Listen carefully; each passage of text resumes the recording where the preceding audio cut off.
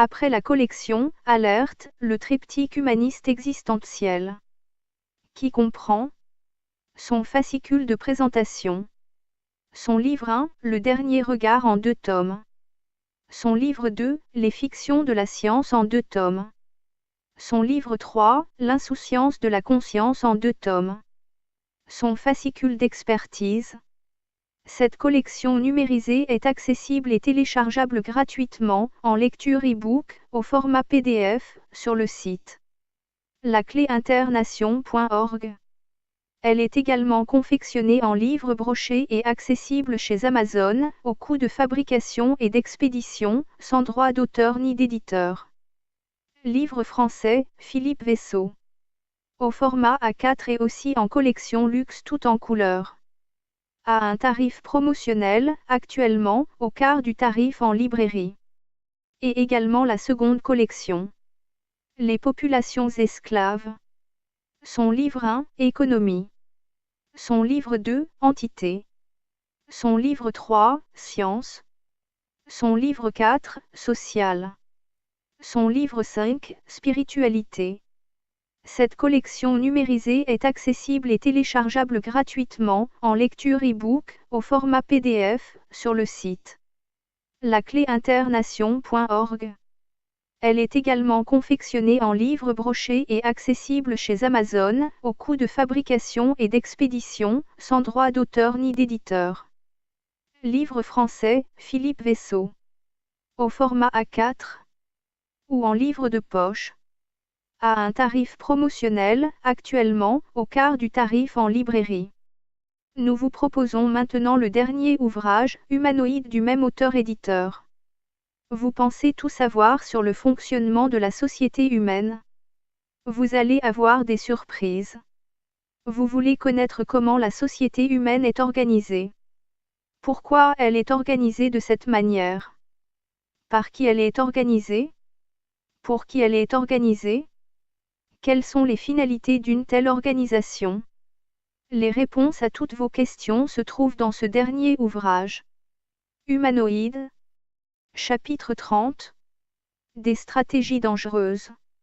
Un accès risqué aux technologies importées. Rien ne serait plus dévastateur, pour nos États et notre société humaine, que de considérer les entités extraterrestres comme des sauveurs nous apportant leurs technologies et leurs organisations. Il nous suffirait alors de les laisser diriger nos affaires à notre place. Plus grave encore, serait notre attitude de les considérer comme des envahisseurs dont les intentions nous apparaîtraient d'autant plus suspectes qu'elles seraient, ou, ne seraient pas pacifiques à notre mode de compréhension. En réalité, les mobiles pouvant être analysés par leur venue ne nous sont pas compréhensibles. Il se pourrait qu'ils n'éprouvent aucune compassion à notre égard, par rapport à notre niveau culturel. Il convient en effet d'aborder les cas d'enlèvement massif de personnes sur tous les continents.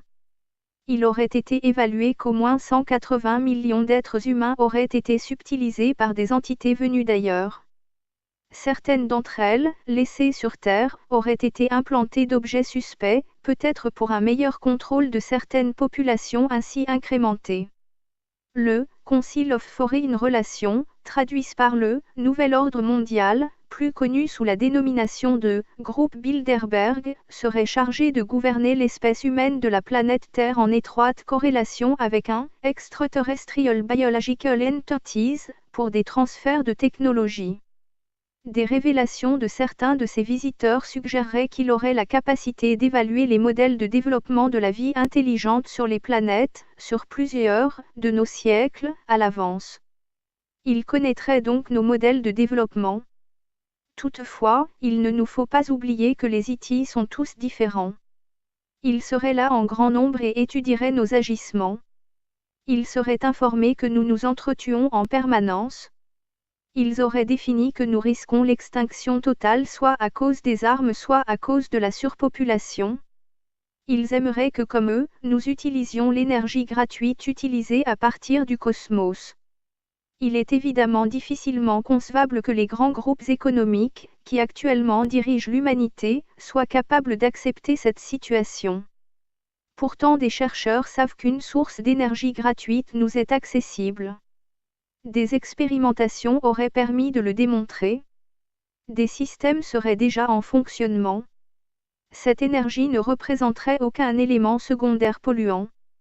Elle aurait, entre autres choses, la particularité de passer d'énergie positive à énergie négative et inversement. Il se serait avéré, au cours de ces recherches d'énergie particulière, que nos modes d'utilisation des énergies polluantes, que toutes les pollutions que nous engendrons sur notre Terre se répercuteraient dans l'espace de notre système planétaire. Les empoisonnements que nous créons se retourneront invariablement contre nous, comme par un effet de boomerang. Les innovations techniques dont les responsables sont si fiers ne pourraient représenter un progrès que s'ils étaient au service de l'humanité, et cela n'est pas le cas. La production électrique à partir de l'atome ne peut être considérée comme un progrès. Les risques encourus dans son exploitation, mais surtout de son futur démantèlement, sont beaucoup trop invalidants pour les populations riveraines. Les explosions de la centrale de Fukushima en sont une triste illustration. Cette société humaine est beaucoup trop chaotique. Elle donne toutes les apparences d'un futur suicide collectif. La science, pour qu'elle soit efficiente, doit rester en harmonie avec la nature et ne pas se mettre au service des groupes oligarchiques économiques, comme c'est le cas depuis plusieurs décennies. L'attitude irresponsable des chercheurs est une entrave à toutes les formes de progrès, dès lors que ce progrès est dirigé à l'encontre de la nature. Notre conscience collective a la nécessité de prendre en considération sa vraie place au sein du cosmos et ne plus se considérer comme une unique création des dieux. La vérité est ce qu'elle est, et continuer à la cacher ou à nier son existence ne fait que retarder la reconnaissance d'une évidence implacable. La position, délicate, dans laquelle se trouve l'humanité ne pourra être modifiée que lorsque la reconnaissance de la place de l'humanité en face des visiteurs du cosmos sera clairement définie. La survie des humains risque d'être sujette à ce principe de reconnaissance. L'avenir des humains, par les risques écologiques ou d'explosion démographique, apparaît particulièrement incertain. Le système de fonctionnement actuel de notre espèce humaine ne pourra pas continuer encore longtemps dans son schéma organisationnel. L'avenir est tracé, soit notre société humaine disparaît, soit elle se reconditionne selon des critères nouveaux dans son organisation. Le modèle d'harmonie avec notre planète et avec les civilisations cosmiques est le nouvel enjeu des humains. Une très grande crise s'annonce avant que cette condition soit établie. De nouveaux modèles de pensée et d'organisation de la conscience restent les seules solutions du devenir humain. Une conscience collective qui supprimerait la tendance belliqueuse de notre espèce est certainement la solution. Il sera néanmoins bien difficile d'y parvenir. Les récentes découvertes de la physique permettent d'appréhender de nouvelles possibilités d'organisation de la pensée. L'énergie située dans le cosmos est à notre portée. Il nous suffirait d'une réorganisation de la pensée collective pour aboutir à une autre conception de l'humain. La science devra s'harmoniser avec la connaissance du tout en tout. La difficulté ne provient que de la peur des changements. La conception d'un cosmos vivant est assez déroutante pour qui veut l'étudier dans cette nouvelle acception. Nous avons beaucoup à apprendre des structures du cosmos à partir de sa synthétisation du quantique. La structuration du vide est une notion récente. Des avancées, à partir de cette conception, apparaissent particulièrement prometteuses dans de nombreux domaines de la recherche appliquée. Les connaissances progressent rapidement dans de nombreuses disciplines de la recherche. Toutefois, leur réticence à pouvoir prendre en considération la pluralité de civilisations cosmiques représente un lourd handicap dans leur conception du futur de l'humain. L'informatique, la cybernétique, la biogénétique, l'ingénierie, la physique nucléaire, etc. sont les nouveaux concepts scientifiques. Des grands modèles unifiés, des forces naturelles, font leur apparition dans leur langage. Les peuples ne sont pas informés de tous ces travaux. Seuls les initiés ont accès à ces nouveaux concepts de la science dite moderne. Les modèles actuels de la recherche n'étaient pas envisageables, il y a 50 ans. Les promesses de la recherche physique sont malheureusement entre les mains des militaires et complètement occultées auprès des populations. Or, c'est bien connu, le seul objectif d'un militaire c'est de pouvoir tuer un maximum de personnes afin d'asseoir sa suprématie. Une réorganisation de la société humaine passera nécessairement par l'éviction de cette catégorie néfaste de robots humains. La vision en l'avenir humain passe par la copie des disciplines organisationnelles des entités qui nous surveillent. Nous devons nécessairement nous poser la question de connaître quelles sont les raisons de ces visites sur notre planète et sans doute sur bien d'autres planètes. Ont-ils été contraints de quitter leur environnement? Font-ils tout simplement du tourisme interplanétaire? Auraient-ils reçu pour mission de nous faire accéder à un niveau d'organisation mieux structuré? Notre évolution désordonnée représenterait-elle un danger quelconque pour une organisation peut-être plus harmonieuse des espèces existant dans l'univers? Les études concernant l'univers quantique semblent vouloir nous faire connaître les implications du tout en tout et où tout influence tout. Le nouvel ordre mondial, apparemment en cours de structuration, serait-il une conséquence des interventions extérieures à nos gouvernants politiques, économiques, religieuses et philosophiques ou de telles directives leur auraient été imposées? Notre ignorance des raisons poussant aux restructurations actuelles de la société humaine est déconcertante parce qu'elles apparaissent aller à l'encontre des populations pour les seuls profits individualistes des castes dirigeantes. Il est maintenant acquis, pour les hauts responsables de notre société humaine terrestre et tout particulièrement dans une partie de la communauté scientifique, que des civilisations venues des espaces intersidéraux sont entrées en contact avec certains de nos États leur ayant apparu les plus avancés technologiquement. Pour le grand public, habitué à voir les témoins d'OVNI ridiculisés, cette idée apparaît totalement extravagante et inaudible. Les adeptes de l'asservissement global se servent pourtant de cette incrédulité pour mieux pouvoir établir leur domination. Il leur aurait suffi d'organiser un contrôle systémique sur les principaux axes d'intervention pour que tout se trouve ensuite sous leur contrôle. Leur projet définitif est d'établir un pouvoir ultime et absolu, à partir d'un gouvernement mondial unique. Le centre du pouvoir ainsi établi est alors très réduit. Composé des 150 personnes les plus influentes de la planète, le groupe Bilderberg aurait déjà instauré le nouvel ordre mondial. Le Conseil transatlantique Europe-Amérique du Nord serait fonctionnel. Face à ce danger, la Russie se serait rapprochée de la Chine. Les moyens d'information utilisés par les États sont en grande partie responsables de cette dénégation systématique de la vérité. Le réflexe des autorités compétentes est de laisser les masses de population à l'écart de toute investigation sur le sujet, dans tous les pays. Les autorités scientifiques sont aussi responsables de ce silence et de la désinformation systématiquement organisée.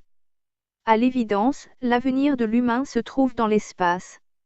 Il convient donc de préparer nos États à cette perspective irréversible.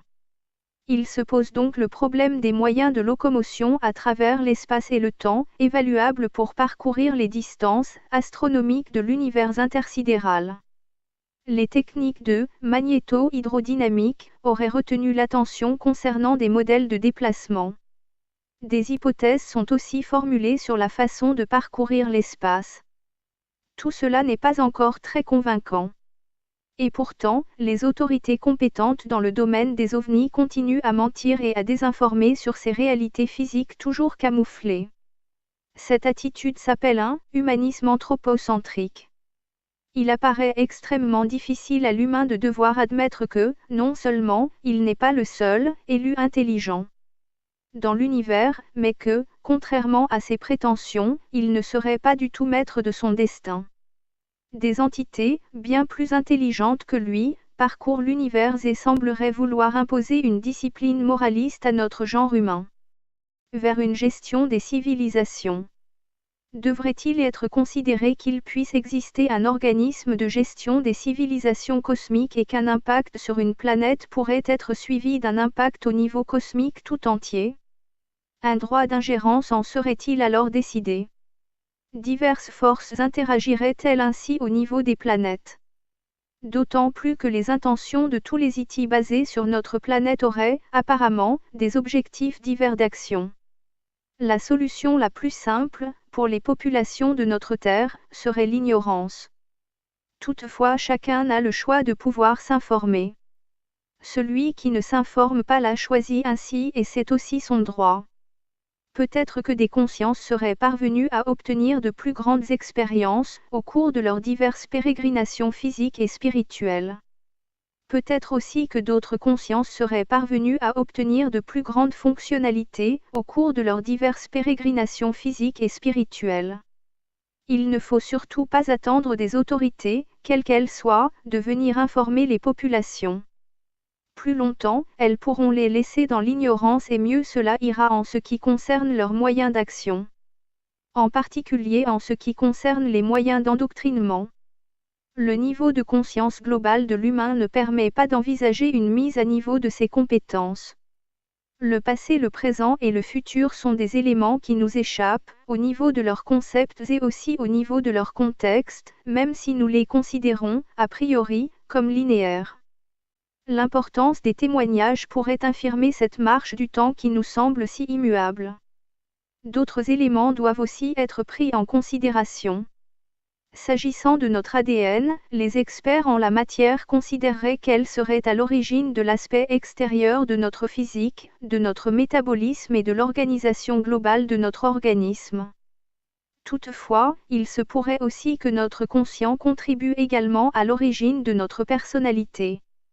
Notre aspect physique pourrait aussi en être le résultat, même si cela n'est qu'en partie. Tout ce que représente notre conscience, c'est-à-dire notre individualité pensante et fonctionnelle, résulterait peut-être aussi de notre conscience.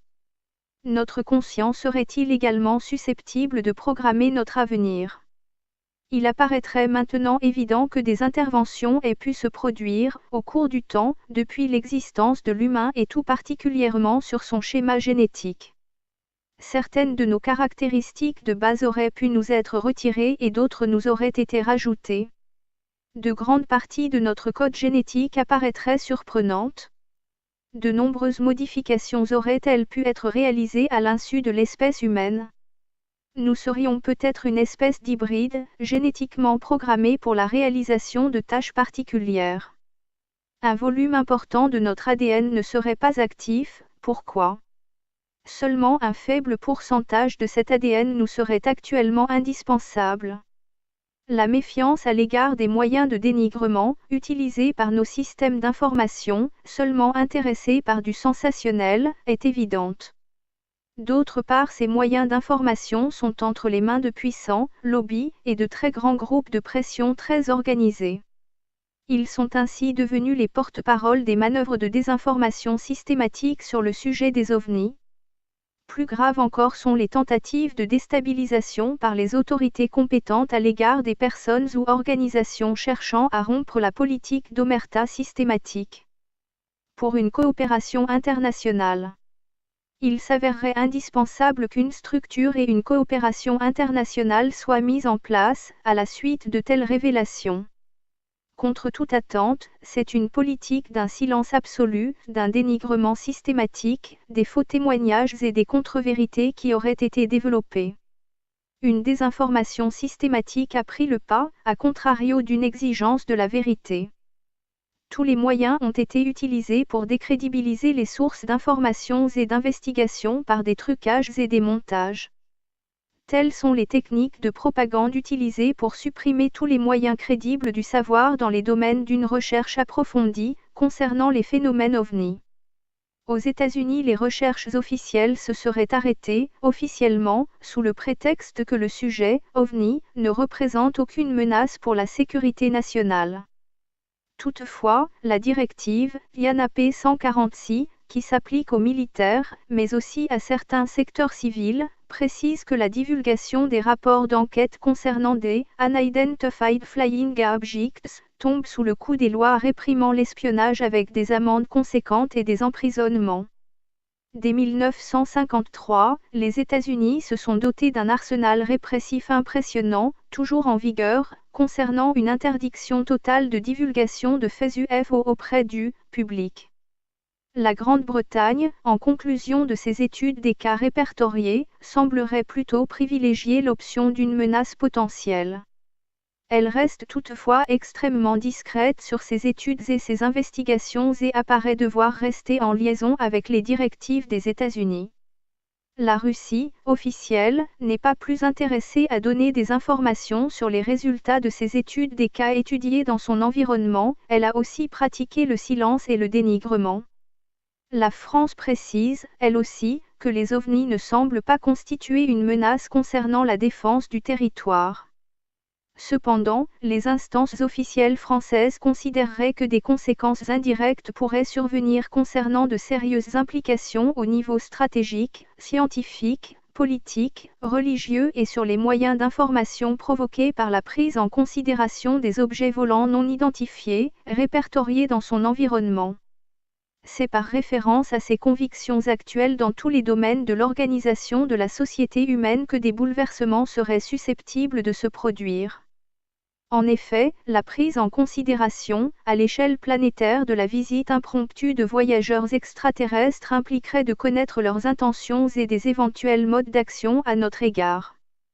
Tout d'abord, qui sont-ils et que cherchent-ils? S'efforcent-ils d'établir des contacts? Ou l'auraient-ils déjà fait? Leurs moyens de locomotion constatés nous désorientent. Ils ne correspondent pas à ce que nous comprenons des lois physiques que nous avons élaborées. Les objets volants avec lesquels ils se déplacent dans notre espace aérien sont assez extravagants et tous très différents quant à leur forme, leur volume, leur mode de déplacement et les effets consécutifs à leurs approches. À l'évidence, ces voyageurs apparaissent très avancés sur nous. Cela concerne les technologies qu'ils utiliseraient, mais aussi leurs niveaux intellectuels. Pourtant, leur morphologie, leur constitution physique, leur modèle de vie, leur forme de communication, leur sens des valeurs, leur notion du temps et leur motivation, pour ne parler que de cela, nous restent assez mystérieux. Leur extrême discrétion à nous observer, leur furtivité à s'esquiver dès qu'ils se considèrent démasqués, pourrait correspondre à un désir de nous adapter à l'idée de leur réalité. Quelle stratégie pourrions-nous alors mettre en œuvre à partir des conséquences de leur propre stratégie? Observent-ils la vie sur notre planète depuis qu'elle existe? De nombreuses références sont faites à ce qui pourrait s'apparenter à des observations d'ovnis, depuis l'existence de l'humanité jusqu'à nos jours. Auraient-ils le dessein de nous intégrer maintenant dans leur modèle d'évolution? Leur surveillance correspond-elle à nous empêcher d'aboutir à un défaut de fonctionnement stratégique pour notre avenir? Des manœuvres apparentes d'intimidation, à notre égard, auraient-elles pour objet de nous convaincre à plus de circonspection de notre part, à leur égard? La multiplicité évidente d'objets observés pourrait nous laisser augurer d'une action pacifique à notre égard. Leurs différentes phases d'observation et de démonstration de leur réalité peuvent nous le laisser supposer et présumer. Dans le cas contraire, il leur aurait été facile de nous envahir massivement et durablement, sans doute depuis longtemps déjà. Pourrait-il y avoir, pour certains d'entre eux, établi des contacts privilégiés avec certaines autorités terrestres, sur quelques continents? La contrainte au silence, établie par les États pourrait le laisser suggérer. Nous ne possédons pourtant aucun élément officiel venant corroborer une quelconque implication de leur part, dans notre organisation structurelle sociale, économique, philosophique ou religieuse. Les différents États des pays de notre planète ont réagi différemment à cette prolifération des témoignages d'ovnis. Beaucoup, parmi eux, ne se considèrent pas concernés par le sujet ou sont dépourvus de moyens efficaces d'investigation. Les États conscients des phénomènes d'ovnis, disposant des moyens d'investigation nécessaires pourraient être entrés en contact avec diverses civilisations extraterrestres et procéderaient à l'établissement d'une coopération scientifique et technique et peut-être également politique. Le silence embarrassé des grands États des continents de l'Amérique du Nord, de l'Europe, de l'Asie et leur politique systématique de désinformation continue à le laisser présager. Si nous spéculons sur les raisons de la venue des extraterrestres, nous ne pouvons le faire qu'à partir de notre point de vue actuel d'humain, au regard de notre niveau de connaissance. Or, les contextes mentaux et psychologiques sont tellement différents des nôtres, qu'il nous est complètement impossible de comprendre leurs motivations. Et ce, d'autant plus qu'ils sont multiples, dans leur aspect, dans leurs compétences, dans leurs connaissances, etc. Leurs mobiles nous sont complètement étrangers.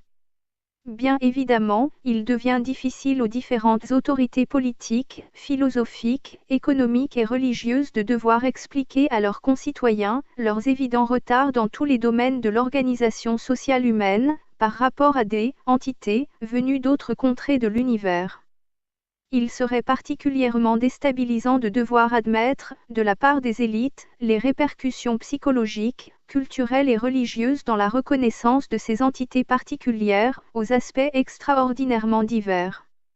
Il semblerait qu'une centaine d'entités très diversifiées auraient déjà été répertoriées, parmi celles susceptibles de pouvoir entrer en contact avec des représentants des hautes technicités scientifiques de certains États sur notre planète.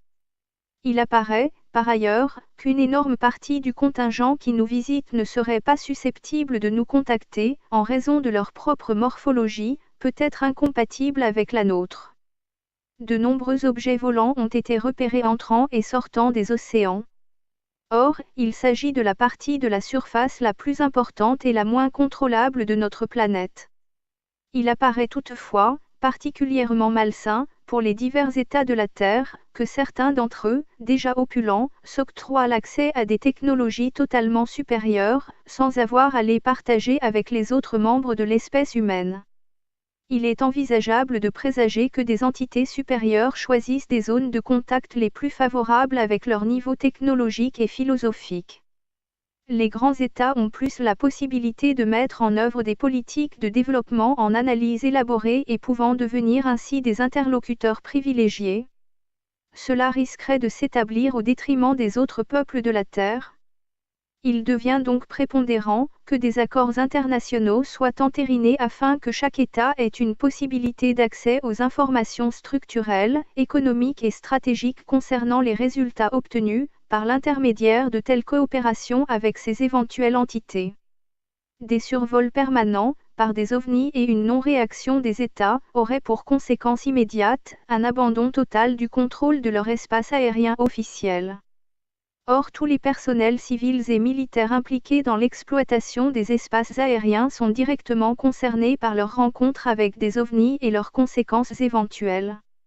De nombreux secteurs d'ingénierie en tout genre sont également impactés par les implications techniques et scientifiques de ces objets. Il est toutefois recommandé, dans un premier temps, aux divers acteurs mis en contact, de laisser les moyens d'information du grand public à l'écart des événements. Leur souci du sensationnel, démuni d'études sérieuses au préalable, n'est pas compatible avec les notions indispensables d'un référencement sérieux. Pourtant la crédibilité en les dirigeants des États, déjà énormément atteinte sur bien d'autres sujets, serait là aussi suspecte. Pour comprendre l'attitude réservée de nos visiteurs, il convient de nous installer, nous-mêmes, en visiteurs virtuels. Quelles seraient nos préoccupations vis-à-vis de ces contrées galactiques que nous aurions l'opportunité de découvrir? Les modèles sociaux des milieux rencontrés et les modèles de vie découverts nous dicteraient peut-être une attitude à adopter. Cette première reconnaissance nous permettrait de choisir les moyens d'investigation les mieux appropriés au milieu environnemental constaté. Au cas où nous aurions à rencontrer des civilisations d'humanoïdes, il nous conviendrait de déterminer une éventuelle possibilité d'approche et, le cas échéant, de rencontre et de contact. Une seconde phase consisterait à nous préoccuper du niveau moral, scientifique et de bien d'autres considérations des populations autochtones pouvant être contactées. Notre apparence serait aussi consécutive aux conditions de vie et de respiration sur d'autres planètes. Les impacts et les conséquences pourraient évidemment être très importants sur ces populations. Certaines références à des machines volantes, au cours des civilisations de l'Antiquité, sur notre planète et leurs conséquences sur l'évolution de ces populations, avec une reprise en main des religieux de ces époques semblent permettre de le confirmer. Toutefois, un nivellement des croyances engendrées aurait suffi à étouffer les impacts de ces visiteurs. Il convient d'admettre que nos populations seraient particulièrement impactées par une révélation irréfutable de visiteurs extraterrestres. Dans le grand public, le doute demeure et c'est peut-être aussi bien ainsi, en permettant d'éviter d'éventuels troubles sociétaux. Il ne nous apparaît pas non plus particulièrement judicieux que nous allions promouvoir notre civilisation dans d'autres contrées de notre galaxie. Les références au passé sont là pour nous rappeler que les croisades n'ont pas été des exemples de réussite. Et plus près de nous, les colonisations européennes se sont avérées particulièrement désastreuses pour les civilisations autochtones des autres continents. Par ailleurs, compte tenu des dégâts que nous avons déjà occasionnés à notre planète, il n'est pas du tout prépondérant que nous allions faire la même chose ailleurs. Notre sens moral n'est pas à exporter. Des énigmes de notre propre histoire sur les grandes civilisations passées sont autant de corollaires. Il devient alors plus facile de comprendre la discrétion actuelle de nos visiteurs, car ils en connaissent ou en supposent les risques et les conséquences. Toutefois, si leurs intrusions devaient se confirmer, il nous est plus facile de comprendre que le public en soit laissé à l'écart. Les contacts sont, de toute évidence, entrepris auprès des personnes les plus compétentes et qui sont en mesure de faire progresser nos techniques et aussi nos mentalités. Aniti, capturé vivant, bien qu'ayant d'abord refusé de collaborer, aurait fini par présenter le dispositif qui le maintenait en relation avec ses coreligionnaires. Il s'agissait d'un petit boîtier, comme un petit téléviseur, qui lui permettait de dialoguer par télépathie. Il pouvait aussi visionner le passé et un certain nombre d'autres particularités. Il prétendait être en parfaite harmonie avec l'univers. Il aurait aussi précisé que les êtres vivants sur sa planète atteignaient 800 de nos années terrestres. Il montre aussi qu'à l'aide de son téléviseur, il peut communiquer avec d'immenses vaisseaux spatiaux orbitant à de très grandes distances. Leurs appareils peuvent atteindre toutes les régions du cosmos. Il aurait pu montrer l'énorme différence de niveau d'évolution entre cette espèce humanoïde et nous. Il y aurait, sur sa planète, une totale égalité entre les membres, où tout serait automatisé. À sa demande, une entrevue aurait été organisée avec le président américain de l'époque, Dwight D. Eisenhower. Des accords auraient alors été conclus pour une coopération. Toutefois, le président ne put répondre aux injonctions formulées par cette délégation d'Haïti, en raison du fait que l'humanité n'était pas apte à comprendre de telles exigences. Toutefois, il semblerait qu'un marché ait été conclu avec eux pour des transferts de technologie en échange de libre allée-venue. Des aspects physiques désopilants. Certains aspects physiques de certaines de ces créatures s'apparenteraient plus à celles que nous considérons comme des animaux, qu'à celles d'humanoïdes. Il nous est alors particulièrement désagréable de prendre en considération que nous aurions des comptes à rendre à des experts, aussi surprenants, venus d'ailleurs. Les reptiliens, mais il n'y aurait pas que, en serait un exemple. Pour une société humaine qui se considérait, il y a encore bien peu de temps, être positionnée au centre de l'univers, une telle déconvenue est plutôt déconcertante.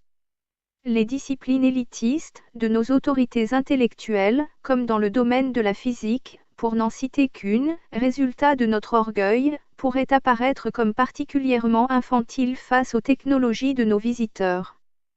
Le positionnement de nos élites scientifiques devra faire face à une totale remise en cause de leurs compétences.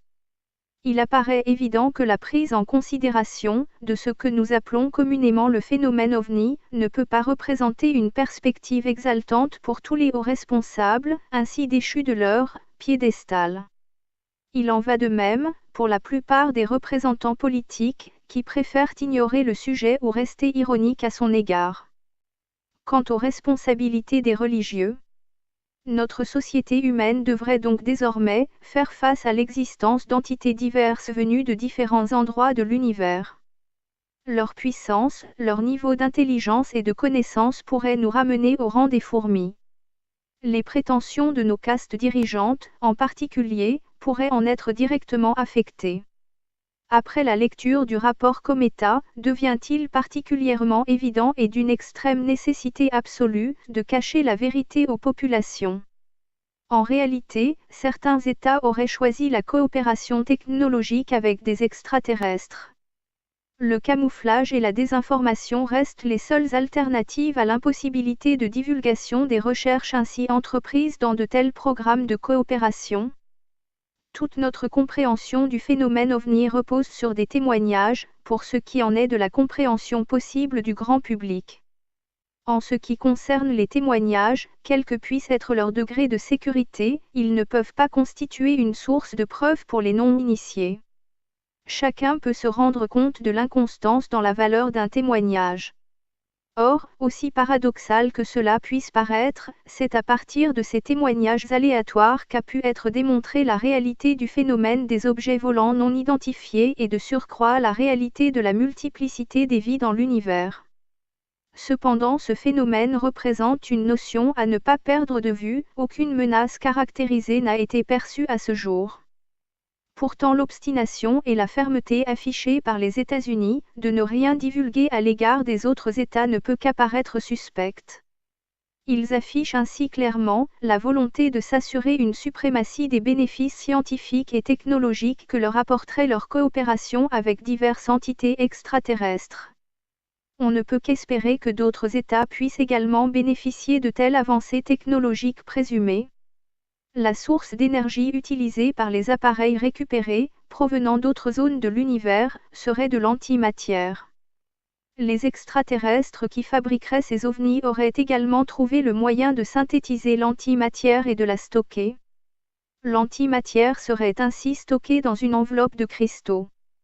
Un armement d'antimatière, par exemple, d'un volume d'une balle de tennis, serait un moyen de destruction massive sans correspondance avec le nucléaire. La propulsion, à partir de l'antimatière, permettrait d'atteindre des vitesses extravagantes. Une synthèse extrêmement massive de l'antimatière, qui serait réalisée à partir de la fusion thermonucléaire, pourrait être actuellement élaborée, dans certains secteurs de la recherche, dans certains pays. Or, un seul kilogramme d'antimatière suffirait à détruire toute forme de vie, à la surface de notre planète. L'expérimentation indispensable de cette antimatière aurait été réalisée à la surface d'une planète de notre système solaire, et selon toute vraisemblance à la surface de Jupiter. Notre planète, mais sans doute beaucoup d'autres, serait visitée par des habitants venus d'autres planètes de notre galaxie ou de plus loin. Certaines de ces entités préciseraient avoir visité notre Terre depuis bien longtemps. Avec cette approche, il y a un énorme décalage entre les thèses officielles énoncées pour couvrir les événements ufologiques et l'exposé suivant. Avant d'aborder une approche pratique des phénomènes ovnis, il convient de prendre en considération les attitudes officielles. Elles consistent, soit à nier catégoriquement, soit à donner des explications naturelles, soit à considérer qu'il s'agit de nouveaux matériels militaires ultra-secrets.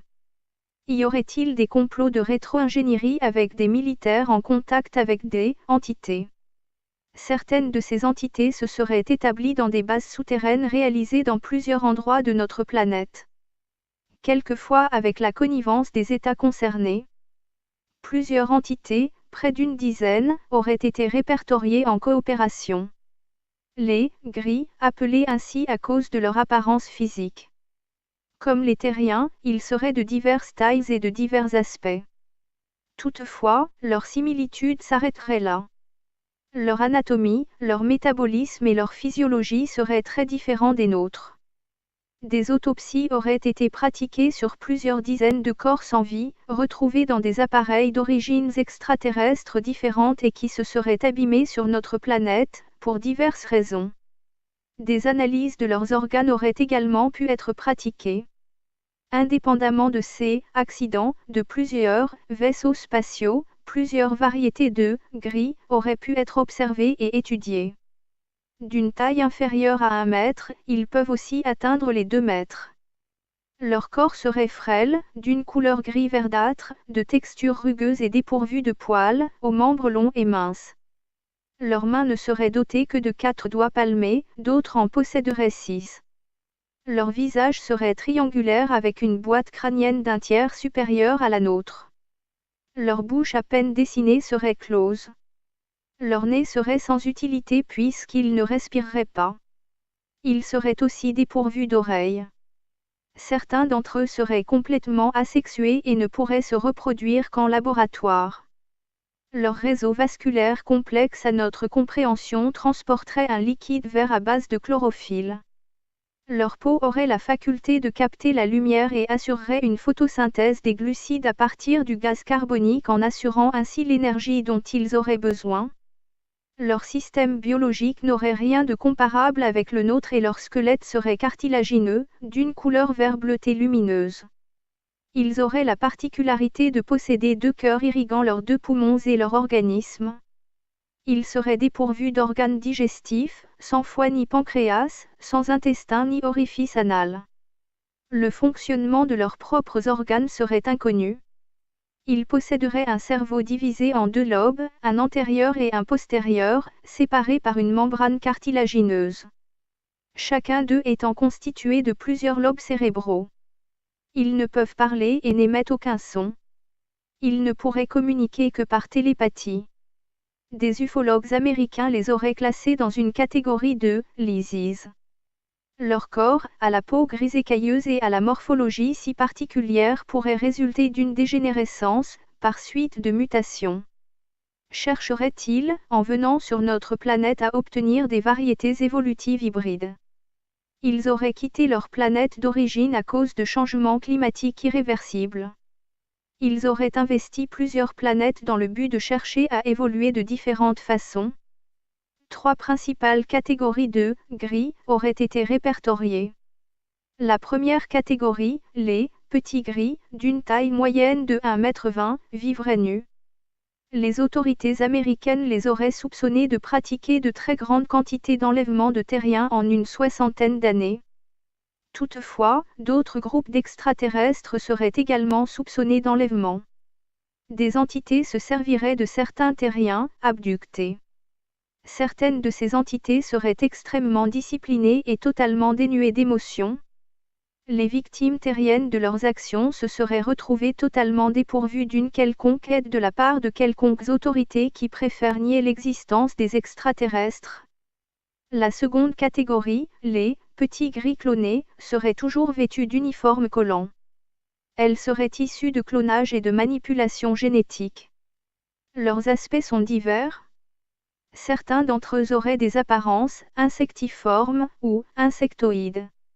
Ils auraient des tâches bien précises à assurer, selon une hiérarchie établie.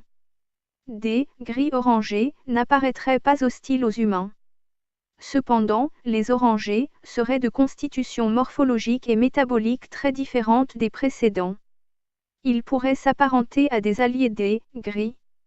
Une autre variété de gris velus aurait également été identifiée. Enfin, la troisième variété bien plus grande, moins rencontrée, serait dotée d'une très grande intelligence. Les gris blancs apparaîtraient très doux et d'une grande apparence bienveillante à l'égard des humains. À ne pas confondre avec les grands blancs, lesquels seraient une variété d'extraterrestres totalement différente. Eux aussi sembleraient coopérer pour des points particuliers de rétro-ingénierie. Ils percevraient les humains comme des créatures primitives, désordonnées et rudes. Ils ne chercheraient pas à interférer dans les systèmes d'organisation sociétaux des humains. Ils utiliseraient des dispositifs technologiques pour communiquer, par télépathie, en lisant dans la pensée des humains. Ils sembleraient ne pas apprécier particulièrement notre planète. Ils y viendraient plutôt en voyage d'études et de relais et pour pouvoir y assurer la maintenance de leur vaisseau. Leur longévité serait 10 fois supérieure à la nôtre. Leur contribution technologique apparaîtrait très limitée. Ils auraient refusé de renseigner des responsables humains sur les moyens de propulsion qu'ils utiliseraient dans l'espace, se contentant de donner quelques avancées technologiques en adéquation avec la vie des terriens. Ils sembleraient avoir une certaine méfiance générale à l'égard des humains. Nos comportements leur seraient complètement incompréhensibles et ils considéreraient les terriens qui les côtoient, qui seraient en fait des militaires, comme des robots froids et dénués de sensibilité. Voyant certains terriens utiliser de petits tubes, placés de temps à autre dans leur bouche et soufflant ensuite de la fumée, les aurait permis de considérer qu'il s'agissait d'une autre variété de terrestres contraints de respirer de cette façon. Ils emmèneraient avec eux des humains, choisis sans le consentement des expatriés, ni par eux-mêmes. Il serait fourni par des responsables humains coopérants, il serait ensuite transféré sur les différentes planètes où ils ont l'habitude de se rendre, pour les y implanter dans des sortes de réserves, avec l'accord des autorités compétentes de nos États.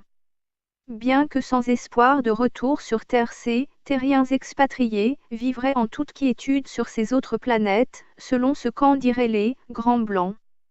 Ces accords réciproques seraient-ils constitutifs à la nécessité prochaine de devoir quitter la Terre? Nos responsables seraient-ils ainsi à la recherche d'autres endroits de vie pour une petite partie de l'humanité terrestre? Eux aussi, les grands blancs, confirmeraient être établis sur notre Terre depuis très longtemps. Certaines parmi ces créatures vivraient donc ainsi, en coopération technique avec des États, dans des zones réservées et interdites d'accès. Cette apparente coopération semblerait plus être un résultat, pour un meilleur contrôle de l'impact de ces extraterrestres sur les populations terriennes, plutôt qu'un véritable apport technologique de contrepartie. Pourtant, nos découvertes sur la supraconductivité et l'antigravitation seraient-elles des résultats de ces échanges? Les États-Unis se seraient décidés, au plus haut sommet du pays, à entrer en contact avec ces extraterrestres, en raison de la dangerosité, rapportée par les témoignages, que certaines espèces représentaient pour la population américaine. Ils auraient ainsi espéré pouvoir contrôler leurs agissements. Des stations souterraines renfermeraient jusqu'à 20 000 de ces créatures qui continueraient leurs recherches sur la création de personnages hybrides, mais aussi sur d'autres niveaux de recherche. Toutefois, les petits gris s'apparenteraient plus à des manipulateurs généticiens chargés d'expériences et d'expérimentations sur des êtres humains dont les résultats seraient très suspectés. Ils pourraient s'identifier à des êtres automates chargés de réaliser des programmes d'investigation commandités par une origine extérieure à notre planète. Ces communautés humanoïdes des gris, d'apparence biologique dégénérée, agiraient en robots irresponsables. Ils utiliseraient les abductés comme cobayes humains pour réinventer de nouvelles races d'hybrides à partir des humains. Les implants, situés dans différentes parties du corps, seraient de 1 à 4 mm et de diverses formes. Leur coque serait composée de kératine, qui est une protéine fibreuse issue de la famille des scléroprotéines et aurait la faculté de s'agglutiner. Leur composition chimique, établie en couches multiples, serait à base de divers alliages ferreux, de bore et de silicone. L'implant est entouré de cellules nerveuses anormales qui communiqueraient avec l'implant. Chaque type d'implant aurait une fonction spécifique et agirait en transpondeur. La France, elle aussi, disposerait de 2 bases souterraines, en relation avec les gris, et situées en Haute-Provence, au grand désarroi des États-Unis. D'autres pays européens seraient sans doute aussi en relation avec cette espèce particulière d'extraterrestres. La création du MJ-12 en Amérique aurait été chargée, à la fois de placer sous un contrôle draconien les petits gris, et d'assurer aussi une désinformation systématique sur les phénomènes UFO. Le contrôle et la désinformation à l'égard des populations ont très bien fonctionné. En revanche, le contrôle sur les gris serait particulièrement désastreux. L'avancée technologique de ces créatures serait bien trop importante et elles n'ont que faire des accords de principe passés avec les autorités concernées. Les créatures mutantes testées par les gris vont bien au-delà de la science-fiction. Un interventionnisme incertain. Des situations interventionnistes ne sauraient être applicables, en qualité de rigueur éthique fondamentale de la part des extraterrestres, tant que l'humanité, ni les autres espèces animales et végétales, ni la planète elle-même, n'apparaîtraient menacées par des comportements par trop belliqueux ou inconscients. Une intervention, de quel ordre qu'elle puisse être, représenterait un inconvénient majeur à toute société extraterrestre, s'il n'y a pas une extrême urgence de survie. Pourtant, des réseaux de contact pourraient avoir été réalisés à l'insu des instances dirigeantes, dans le cas d'une nécessité d'intervention d'urgence. Notre planète serait actuellement sous une haute surveillance. Cependant, un risque d'intervention, de leur part, n'apparaîtrait pas envisagé ni envisageable, bien que des infiltrations de certains extraterrestres puissent avoir été identifiées. Pour pouvoir concevoir la réalité des ovnis, objets volants non identifiés, et OANI, objets aquatiques non identifiés, il est indispensable de comprendre que la variété des observations est d'abord due à la variété de morphologie des visiteurs et de leurs engins spatiaux. De nombreuses civilisations du cosmos visiteraient notre planète, pour des raisons qui nous sont assez inconnues ou mal définies. Elles sembleraient, dans l'ensemble, respecter une déontologie de non-ingérence dans nos affaires. Pourtant, quelques-unes d'entre elles sembleraient agir différemment. Par des participations à de la rétro-ingénierie, par des abductions, par des réalisations de crop circles, par des diffusions d'informations particulières adressées à des personnalités désignées, ils sembleraient chercher à interférer. Une loi éthique universelle, établie à travers le cosmos serait le respect des processus évolutifs des planètes visitées, sans interférence. Pourtant, l'intervention des petits gris sur les populations terrestres avec l'utilisation de cobayes humains semble avoir été repérée par les autres ethnies. Cette civilisation, très avancée, ne respecterait pas la loi universelle, en induisant des structures pathologiques de différents degrés et de grandes importances sur des échantillons de population sur tous les continents de notre planète. La NASA continue à nier toute implication dans des programmes de coopération avec des IT. Elle soutient que rien ne permet d'évaluer, au regard de ces études, des possibilités de vie ailleurs dans l'univers. Elle précise qu'aucun UFO étudié par l'Air Force n'a jamais représenté une menace pour la sécurité des États-Unis. Elle considère que rien ne permet de conclure que les UFO observés impliqueraient des développements technologiques qui ne soient au-delà de leurs connaissances scientifiques actuelles. En conclusion, rien ne leur permettrait de considérer que cela puisse être d'une origine extraterrestre. Cependant, plusieurs responsables scientifiques de renommée mondiale auraient précisé au cours de conférences que des personnalités de très haut niveau auraient été contactées par des entités extérieures. Le sujet aurait porté sur la prolifération des armes atomiques, dont le risque majeur pouvait déboucher vers un anéantissement global de toutes les formes de vie sur la planète Terre. La réaction des dignitaires militaires, au lieu de prendre acte de cet avertissement, chercherait à utiliser les technologies recueillies auprès de ces mêmes visiteurs, pour les contraindre à se retirer, au lieu de les considérer comme des partenaires. Les États-Unis tentent à tout prix d'enterrer le phénomène OVNI sous une chape de plomb. Cette loi de l'omerta et de la désinformation est appliquée par tous les gouvernements, relayée par les moyens nationaux d'information, doit être dénoncée, réprouvée et bannie avant qu'il ne soit trop tard. Les États-Unis sont coupables d'utiliser continuellement le prétexte de la recherche d'armes de destruction massive chez les autres, alors que le plus grand développement de ces armes est effectué chez eux. Il devient monstrueux que les USA continuent leurs guerres incessantes, mais pas seulement eux, sous tous les prétextes, soi-disant pour établir des démocraties, alors qu'ils n'organisent que des désolations après leur passage. L'Amérique serait-elle en train de construire ses propres réseaux de soucoupes volantes, qui seraient indiscernables parmi celles de nos visiteurs extraterrestres? De nombreux témoignages sembleraient abonder dans ce sens. Et alors que prévoit-il d'en faire ? Dans le même temps, rien ne paraît vouloir être étudié de leur part, pour remplacer les énergies fossiles, actuellement utilisées et extrêmement polluantes, embarquant ainsi la vie sur Terre à un point critique de non-retour. Selon toute vraisemblance, les responsables politiques n'auraient aucun droit à contrôler quoi que ce soit, mais à celui d'exécuter. Ce ne sont pas eux qui décideraient, mais d'autres instances. Autrement dit, celui qui a le doigt sur la gâchette atomique n'a pas le droit de savoir ce que décident ses subordonnés, à sa place. Il incombe à chaque citoyen de cette planète d'organiser la guerre contre le mensonge et la duperie. La vérité sur la réalité extraterrestre pourrait être essentielle au devenir des humains. Des dessins, souvent en forme de cercle, dans des champs de céréales, se seraient réalisés, le plus souvent au cours d'une nuit. Il y en aurait de signalés partout sur la planète.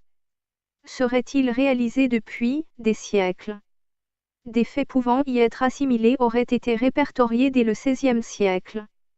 Plusieurs milliers d'exemplaires seraient comptabilisés à travers le monde. Chaque dessin est unique dans sa conception et dans ses dimensions.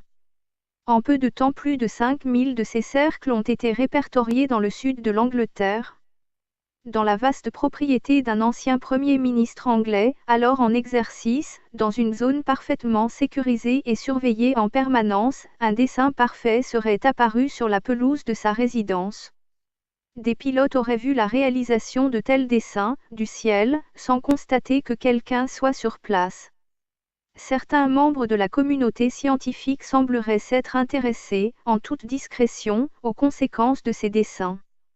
Au sein de ces cercles de dessin, les tiges des céréales ne sont ni pliées ni cassées. Chaque tige subit une altération et une angulation variable entre 20 degrés et 60 degrés, de tige en tige. Les zones de tige apparaîtraient torsadées, avec une impression en spirale. Des modifications chimiques auraient aussi été constatées au niveau des nœuds de pliure. Une dessiccation, estimée à 500 degrés, aurait été produite sur ces parties de tige, ainsi qu'une déshydratation.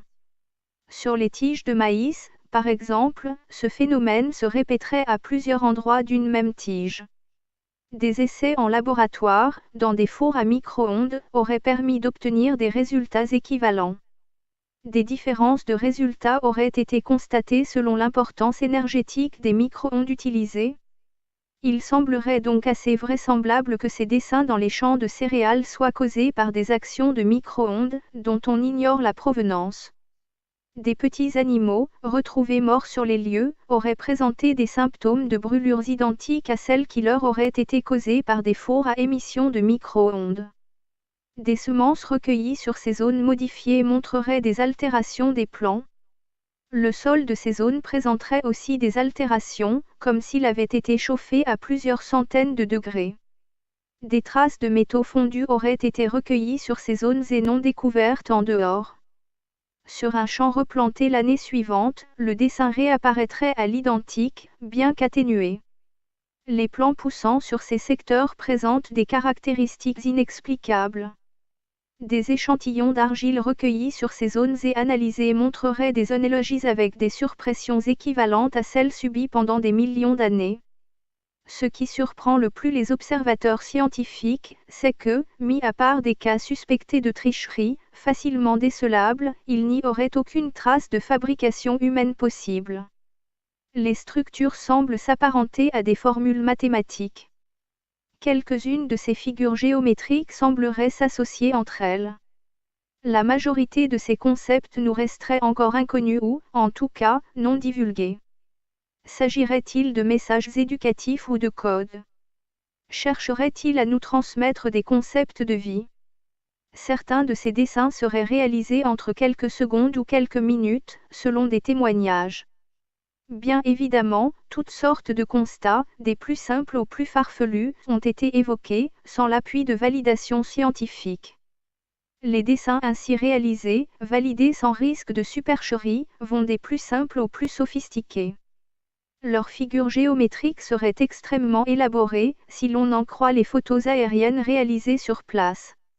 Elles sont d'une très grande complexité, qui apparaîtraient s'accroître d'année en année et ressemblent souvent à des œuvres d'art. Les surfaces impactées seraient de plusieurs centaines de mètres carrés. Des anomalies magnétiques y auraient été repérées, lors de tests de mesures ciblées. Des analyses énergétiques effectuées feraient apparaître des différences allant de 2000 vibrations par seconde, mesurées en plein champ, à 36 000 vibrations par seconde en bordure de dessin, jusqu'à 750 trillions de vibrations par seconde au centre des structures. Pour rappel, les vibrations par seconde normales pour un corps humain est de 6500 vibrations par seconde. La radioactivité à l'intérieur des dessins serait 350 fois supérieure à la normale. Les hypothèses, en l'absence d'explication rationnelle, vont des plus farfelues aux plus canulars et pour la plupart du temps, concernent à tenter, à tout prix, de noyer le poisson. À l'occasion de l'installation d'une nouvelle surface réfléchissante du radiotélescope de 300 mètres d'Arecibo à Porto Rico en 1974, un message à destination du cosmos aurait été envoyé. Ce message transportait des symboles composés de 1679 impulsions binaires, concernant des éléments de notre connaissance et de nos particularités d'être humain. Une réponse à ce message serait-elle apparue dans un champ près de Chibolton en Angleterre récemment? Des réponses sembleraient avoir été apportées à chaque élément du précédent message, avec en plus la référence à un autre, crop circle, tracé l'année précédente, en indiquant sa taille. Mis à part ce dessin de Chibolton, il est difficile de donner des significations précises aux autres dessins, malgré les interprétations plus ou moins fantaisistes attribuées à l'occasion. Cependant, des interprétations d'éminents spécialistes sembleraient vouloir définir qu'elles correspondraient à des messages particuliers, riches en informations. Les crop circles apparaîtraient par tous les temps, souvent de nuit, mais aussi de jour et quelquefois en quelques secondes, selon certains témoignages. Leur taille varierait de 10 à 500 mètres.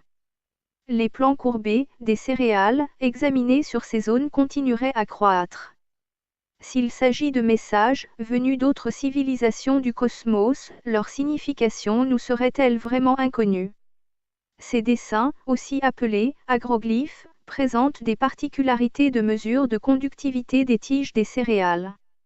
Cette mesure appelée résistivité serait apparue avec des différences entre les zones de dessins et leur extérieur. Par ailleurs, des études scientifiques menées en France concernant les micro-ondes utilisées seraient de type scalaire transversal. Cette technologie serait tout récemment développée dans des laboratoires. Notre univers aurait un âge attribué entre 12 et 15 milliards d'années. L'âge de notre système solaire serait de 5 milliards d'années. Une différence de 7 milliards d'années serait sans doute suffisante à expliquer des différences de civilisation dans le cosmos. Nos sociétés humaines, par rapport à celles des fourmis, présentent d'énormes différences, complètement incompréhensibles pour les fourmis.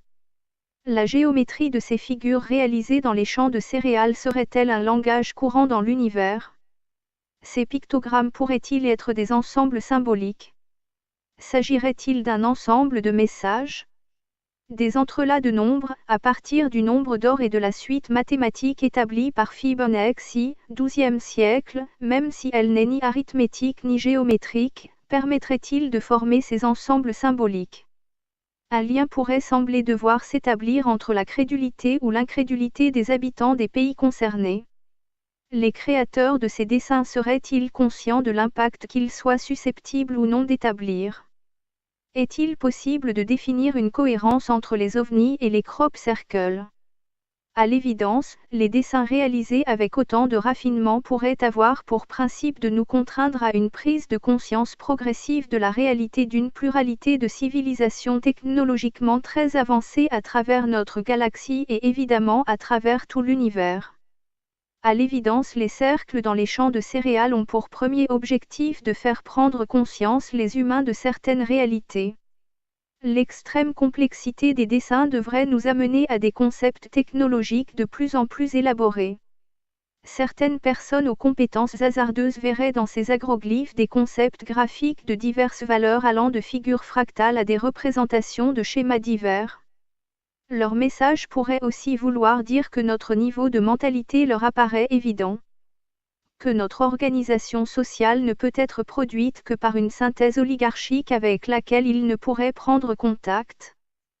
Tous ces dessins dans les champs de céréales proviendraient-ils tous d'une même civilisation extérieure à notre planète, ou bien de plusieurs? En d'autres termes, l'ingérence directe d'une civilisation technologiquement, culturellement et économiquement supérieure ne peut permettre à une autre civilisation aux statuts inférieurs, de pouvoir évoluer favorablement. Une ingérence, au contraire de faire évoluer, tendrait à la détruire. Leur message serait alors de nous faire comprendre qu'ils existent et que nous pouvons les rejoindre si nous en avons la volonté, par la remise en question de nos valeurs globales. Les E.T. ne seraient pas belliqueux, même si le comportement de certains d'entre eux, qui s'adonneraient à des expérimentations à nos dépens et pouvant être condamnables de notre point de vue. Au contraire, ils pourraient nous avoir mis sous surveillance en cas de danger majeur à notre intégrité générale. Chercheraient-ils aussi à prévenir les populations humaines terrestres des dangers représentés par leurs propres décideurs? Les visiteurs du cosmos sembleraient chercher à prévenir les humains qu'ils sont entre les mains de dirigeants cupides et immoraux, dont le principal souci serait la maîtrise inconditionnelle du pouvoir absolu sur notre planète.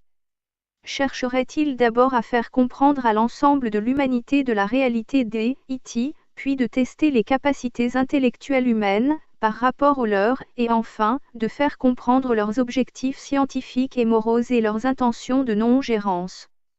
Pourtant, les cas recensés d'abduction, s'ils ne représentent pas une opération belliqueuse en soi, restent condamnables du point de vue de la déontologie humaine.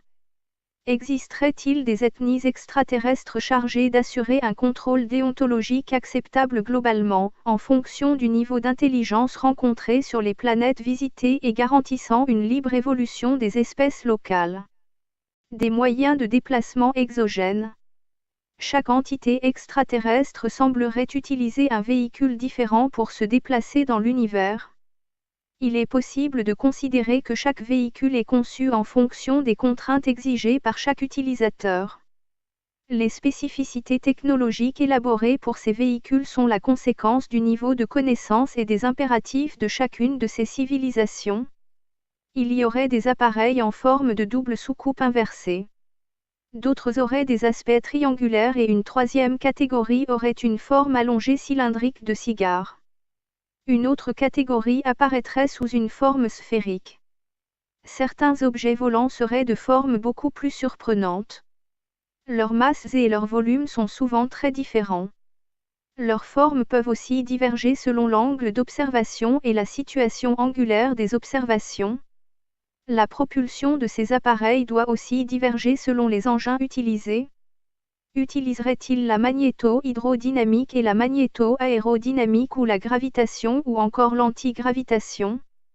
Des champs électromagnétiques auraient été relevés sur des lieux d'atterrissage d'OVNI et pourraient laisser penser à l'utilisation d'une propulsion MHD ou MAD. Il pourrait toutefois ne s'agir que d'un moyen technique annexe de déplacement en milieu atmosphérique et liquide et aussi pour une protection anti-collision de l'engin dans un espace atmosphérique et aussi dans l'espace intersidéral. Il ne peut s'agir évidemment que d'hypothèses. L'utilisation de l'antimatière en tant que source d'énergie en serait une autre. Certains témoins qui auraient été enlevés disent avoir été aspirés par une sorte de halo bleuté. Quel phénomène physique serait-il ainsi utilisé par quelques UFO? La prise de conscience de la matérialité des ovnis est déjà une épreuve intellectuelle considérable pour la majorité des témoins. Devoir admettre l'existence de civilisations plus évoluées que nous, capables de se déplacer sur des distances apparemment extravagantes, à l'intérieur d'un cosmos qui le permettrait ainsi, est difficilement concevable. Et pourtant il serait là. Toutes les bases atomiques de tous les pays disposant de cet armement ou de centrales nucléaires auraient été survolées par des ovnis. Ces zones sensibles sont pourtant totalement interdites de survol à tout appareil aérien civil ou militaire. Est-ce que c'était là une façon de démontrer, aux instances responsables des programmes de prolifération des armements atomiques, que des entités extraterrestres étaient parfaitement informées de notre technologie, mais qu'aussi elles signifiaient leur supériorité technologique d'intervention possible? Tous les sites nucléaires civils et militaires de tous les pays ont été survolés par des appareils non originaires de la technologie terrestre. Telle était, en substance, la conclusion des experts chargés des enquêtes sur ces survols. C'était vraisemblablement un moyen de faire comprendre l'extrême danger représenté par le nucléaire pour l'environnement de la planète Terre et pour la vie en général sur cette planète. Notre planète, à l'évidence, est sous leur contrôle direct. Selon toute vraisemblance, ces messagers de l'espace redouteraient également des répercussions de nos agissements, au niveau du cosmos. Peut-être pas seulement pour les risques que nous ferions courir à la planète et à nous-mêmes, mais aussi et surtout pour le potentiel particulièrement diversifié des vies sur la Terre. Il est donc possible de nous demander si les visiteurs extraterrestres, qui à l'évidence surveillent nos agissements de très près, ne seraient pas amenés à sacrifier l'humanité ou, dans le meilleur des cas, à intervenir afin de limiter les dégradations que nous imposons à notre planète et que nous risquons d'imposer ailleurs. La pluralité des espèces, actuellement sur notre planète, représente des potentialités de développement qui pourraient faire l'objet de protections particulières. Il se pourrait que la Terre abrite la plus grande variété de vie au sein de notre galaxie et qu'elle soit sous la préservation des E.T., à cause de cette simultanéité d'existence d'espèces vivantes pouvant représenter de formidables réservoirs d'études, à devoir préserver à tout prix. L'espèce humaine pourrait alors être perçue comme la pire espèce prédatrice sur Terre qu'il deviendrait indispensable de neutraliser. Cela expliquerait les incursions répétées et les possibles interventions en rétro-ingénierie de la part de nos invités. Mais existerait-il une confédération interstellaire? Dans notre galaxie? Dans l'univers? Dans un ensemble de multivers? Après la rentrée de la navette Atlantis STS-115, au cours d'une conférence de presse, les astronautes signalent avoir été confrontés pendant plusieurs jours à des ovnis qui circulaient autour de la navette et l'ayant empêché de rentrer le jour prévu, selon son programme. Malgré que les équipages aient reçu une importante préparation psychologique à ce sujet, un certain traumatisme ressort de leur récit. Le 19 septembre 2006, un objet présent depuis 24 heures auprès de la navette nous a contraints à retarder notre retour sur Terre. Il y a à l'évidence d'autres intelligences et formes de vie, là-haut. Ils sont tellement avancés qu'ils peuvent faire des voyages interstellaires. Le 23 juillet 2008 à la question posée à Edgar Mitchell astronaute, sur la possibilité de vie sur d'autres planètes, il répondait : oui, la question ne se pose plus. Il y a de la vie partout dans l'univers. De source sûre, nous ne sommes pas seuls dans le cosmos.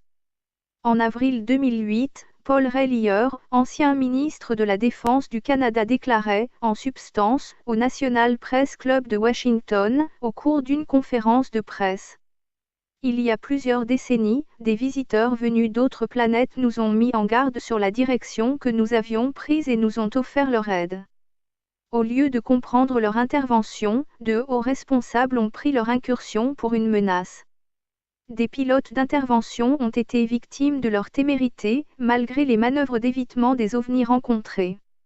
Après qu'un contact ait été établi avec eux, ils ont précisé que leurs appareils étaient entourés de champs, qui les propulsaient en produisant parfois de la gravité différentielle en raison de différentiels de champ temporel, nécessaires au déplacement. Des combinaisons de champs réduisent la résistance des matériaux jusqu'au point où ils ne sont plus assez résistants pour supporter les contraintes pour lesquelles ils ont été calculés. À cause de cela, nos avions, qui présentaient des zones de faible résistance, n'ont pas supporté les contraintes de mécanique induite et les avions se sont disloqués. Nonobstant ces explications, les responsables militaires américains n'ont pas accepté la suggestion des visiteurs, qui se proposaient de devenir des partenaires pour notre développement. Ils continuent à affirmer officiellement que les ovnis n'existent pas et pourtant il est évident qu'ils ont bénéficié de technologies avancées. Les armes de destruction globale en sont le résultat. Les États-Unis auraient-ils déjà construit des soucoupes volantes, comme affirmé par des sources sûres, et que comptent-ils en faire? L'espèce humaine terrienne a encore beaucoup de progrès moraux à devoir accomplir avant de prétendre pouvoir accéder à ce niveau de supériorité mentale envisagé. Les réalités de la matière sont différentes des réalités d'une conscience située en dehors de la matière. L'implication des systèmes quantiques initialement intriqués paraît pouvoir transmettre instantanément leurs informations, même lorsqu'ils se trouvent séparés dans l'espace et dans le temps. Cette considération pourrait remettre en question nos préjugés concernant notre environnement physique. L'univers quantique nous le laisserait apparaître. Y aurait-il un modèle quantique de la conscience? Y aurait-il une possibilité de modification de la matière par la conscience et inversement? La conception rationnelle de l'univers, établie par le statut officiel des scientifiques, serait-il complètement faussée par leur mécanisme fonctionnel? De nombreux éléments démontrent l'inaccessibilité provisoire de la science actuelle à démontrer le fonctionnement de l'univers. Tout réside dans la notion de croyance. Croire ou ne pas croire. Ne devons-nous pouvoir croire que ce que nous voyons, ce que nous pouvons toucher? Auquel cas, nous ne pourrions pas croire à grand-chose. Il apparaît particulièrement indispensable que la recherche scientifique puisse s'orienter dans tous les domaines, même les plus improbables, qui concernent notre perception de l'univers, sans risquer de n'en jamais connaître sa réalité. Les structures de la réalité semblent tout aussi imprévisibles pour l'espèce humaine terrestre qui les recherche, que pour toute autre espèce animale qui n'a pas à les rechercher. En ce qui concerne l'humain, la seule attitude admissible réside dans la recherche. Tant qu'il n'est pas démontrable qu'une théorie, un événement, un témoignage soit faux, tout demeure explicable. Cette évidence montre le non-privilège de l'espèce humaine à la découverte du vrai. Cela ne serait qu'une étape évolutive de cette espèce animale, très peu différente des autres espèces. Il ne s'agit en fait que d'une faculté particulière à définir un champ de vision différent des autres espèces et mieux adapté à la découverte. Les scientifiques doivent être conscients qu'ils ont à leur disposition des outils de recherche et qu'ils doivent tous les exploiter, au fur et à mesure de leur découverte, sans aucun a priori sectaire. Les scientifiques doivent aussi prendre en considération que l'humain n'est pas obligatoirement le meilleur modèle biologique permettant la recherche de la vérité globale. Il leur faudra faire preuve d'un peu plus d'humilité envers des confrères porteurs de nouvelles théories, de les étudier avant de les rejeter, même lorsqu'elles ne correspondent pas aux principes édictés par les oligarchies qui les emploient. La survie de l'espèce humaine passe par l'étude de toutes les théories, tant qu'il n'est pas démontré qu'elles constituaient une erreur. Il est indispensable de comprendre que peut-être, nulle part dans le cosmos, qui que ce soit ne s'inquiétera de la disparition de l'espèce humaine. La cupidité et l'égocentrisme scientifique risquent de faire passer l'humain à côté de son avenir. La conscience a-t-elle absolument besoin du support biologique pour son évolution ? À partir du constat que des objets volants apparaissent totalement échappés à tout contrôle, pose un problème de taille. Les autorités civiles et militaires démontrent tout simplement leur totale incapacité de pouvoir assurer la sécurité des peuples sur notre planète. Des coupures d'électricité gigantesques ont donné lieu à des explications très peu convaincantes. Des interférences électromagnétiques constatées n'ont pas reçu des réponses objectives. De nombreuses anomalies constatées ne correspondent pas à la connaissance que nous avons de notre environnement. Un observatoire solaire satellisé aurait enregistré qu'un vaisseau gigantesque se serait arrimé au Soleil et qu'un autre l'aurait carrément traversé. Ces événements, considérés comme anomalies, sont contraires à nos connaissances sur le fonctionnement de notre étoile, qui est censée dégager des températures énormes à sa surface. Il se pourrait que 4 millions d'Américains aient été enlevés contre leur gré, séquestrés et soumis à des analyses invasives dans des salles appropriées à l'intérieur d'objets volants, venus d'ailleurs. De nombreuses personnes auraient été abductées de cette façon. Cela consisterait à leur injecter un dispositif, détectable, à l'intérieur de leur organisme, dont les emplacements sont divers.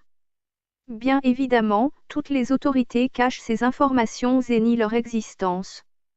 L'omerta totale des autorités ayant compétence en la matière pourrait laisser penser à une mise sous contrôle des humains par des IT, placés dans des bases secrètes disposées sur notre planète. Des agissements particuliers de ces objets volants incontrôlés et incontrôlables pourraient avoir pour mission de vouloir démontrer leur supériorité inconditionnelle à nos dirigeants. Un dossier, Evaluation, laisserait apparaître que des civilisations externes, très évoluées se seraient impliquées dans les modèles organisationnels des sociétés humaines au cours des siècles passés. Il serait aussi un document élaborant les processus de défense de l'humanité face à une invasion systématique de notre planète.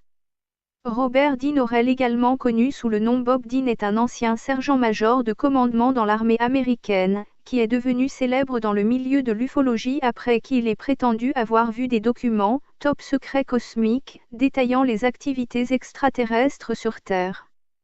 Cette éventualité pourrait expliquer les coopérations avec quelques espèces IT venues de l'espace. Plusieurs sociétés extérieures étudieraient ainsi, en coopération, l'avenir de notre civilisation. Certains chercheurs, non conventionnels, sont souvent sanctionnés par leur hiérarchie, en raison de leurs orientations sur de la recherche en ufologie. Pourtant, des objets volants, non identifiés échappent au contrôle des autorités aériennes civiles ou militaires de tous les pays. Les technologies de ces appareils aériens dépassent celles de nos aéronefs. Ces objets volants ont des aptitudes complètement déroutantes pour les avions de chasse chargés de les intercepter. Les dispositifs de commande des armes utilisés par nos avions, contre ces ovnis, se seraient avérés totalement inopérants. Quels sont les résultats obtenus par ces chercheurs, non conventionnels, qui tenteraient de savoir quelles sont les technologies qu'utiliseraient ces objets volants venus d'ailleurs? Il en ressortirait que plusieurs moyens pourraient être mis en œuvre. En phase d'approche d'une planète, un dispositif de rotation de l'habitacle de l'appareil permettrait de créer une pesanteur artificielle. À l'intérieur d'une atmosphère, comme celle de notre planète, des dispositifs de protection des occupants de ces aéronefs seraient prévus pour leur permettre de s'échapper à grande vélocité, avec des changements de direction défiant nos compétences. Pour leur déplacement à la surface d'une planète, ils utiliseraient, dans son environnement atmosphérique, un moteur à propulsion, magnéto-hydrodynamique. Ce type de moteur élabore des champs magnétiques alternatifs considérables, dont les traces peuvent être analysées sur les lieux d'atterrissage. La possibilité de sustentation de ces appareils pourrait aussi s'expliquer par ce type de moteur. Le principe de la MHD consiste à créer un vide d'air en avant, sur un des côtés ou au-dessus de l'appareil permettant de le propulser à plusieurs milliers de kilomètres à l'heure, dans un silence total, dans un milieu atmosphérique dense, sans création de « bang » supersonique. Le propulseur MHD a pour effet d'ioniser l'air ambiant immédiatement à proximité. Son fonctionnement serait assorti d'un accélérateur pariétal, dont la fonction serait réversible. Ce mode de propulsion MHD ne peut fonctionner, a priori, que dans un milieu atmosphérique ou marin. Par ailleurs, il ne permet pas d'expliciter les virages à angle droit constatés dans les témoignages d'OVNI. La théorie gémellaire pourrait expliquer ces particularités liées au déplacement des ovnis. L'explication d'un univers gémellaire serait corroborée par la théorie du physicien nucléaire russe Andreï Sakharov. Les appareils des extraterrestres pourraient utiliser les facultés particulières de cet hypothétique univers gémellaire pour pouvoir transiter d'un espace à l'autre et franchir les distances qui nous apparaissent encore extravagantes. Les occupants seraient protégés des champs magnétiques de leurs appareils, à l'intérieur de leur habitacle. Il nous faut toutefois convenir que chaque expédition extraplanétaire peut être susceptible d'utiliser des aéronefs très divers, dans leur conception technologique. Les témoignages, dignes de foi, le démontreraient. Des vaisseaux mers pourraient être utilisés pour les déplacements interstellaires. Il nous faut aussi prendre en considération que nous raisonnons en notre qualité d'être humain. Tous les passagers des aéronefs allant visiter des systèmes planétaires n'auraient pas obligatoirement une construction physique humanoïde. Cependant, certains d'entre eux, parmi les observations irréfutables, auraient l'apparence humanoïde avec toutefois de grosses divergences biologiques constatées. Comment ces spationautes parviendraient-ils à résoudre l'énigme des distances phénoménales qui séparent les systèmes planétaires, habités d'entités plus développées technologiquement que nous? Toutes les collections. Alerte, le triptyque humaniste existentiel. Et les populations esclaves sont téléchargeables gratuitement, au format PDF, en lecture e-book sur le site internet lacléinternation.org. Ces deux collections, également accessibles en livre broché. Au format A4, en collection luxe, tout en couleur, et en livre de poche, sont en vente chez Amazon, livre français, Philippe Vaisseau. À un tarif promotionnel, actuellement, au quart du tarif en librairie. Vous pouvez aussi cliquer sur le logo « Livre Amazon » dans la page d'accueil de notre site internet. lacléinternation.org. Ce dernier ouvrage, humanoïde, est accessible dans les mêmes conditions. La totalité des deux collections ainsi que ce dernier ouvrage, humanoïde, sont en conférence vidéophonique sur YouTube et répartis par chapitre.